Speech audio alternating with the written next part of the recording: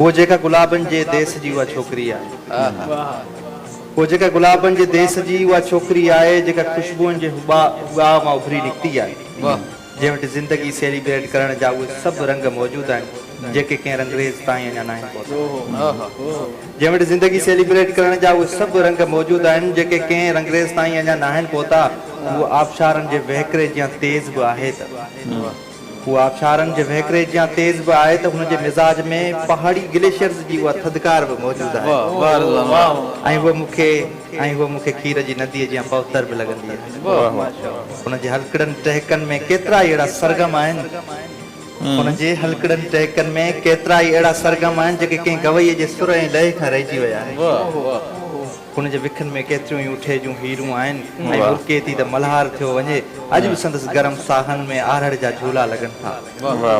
अॼु बि संदसि गरम साहनि में आहड़ जा झूला लॻनि था। उहो जॾहिं पंहिंजा नाज़ुक हथड़ा चेल ते रखी आरस भञे थी धरती संदसि सजूद लाइ बेताब थियो वञे थी। उहो पंहिंजी अलहड़ जवानी जे खुमारनि में एतिरो मदहोश आहे जो दुनिया जा मैखाना उन अॻियां बेमाना थी बीहनि। वो पंहिंजी अलहड़ जवानी जे खुमारनि में एतिरो त मदहोश आहे जो दुनिया जा मैखाना उन अॻियां बेमाना थी बीहनि था। उहो ज़माने जे सहर में अहिड़ी प्रभात फुटी आहे जंहिंजे मलाइम ऐं नफ़ीस वारनि में शबनम जा कतरा काइनात जे ख़ूबसूरत बाग़ जो संदेशो ॾियनि था। उहो जेका गुलाबनि जे देश जी उहा छोकिरी आहे।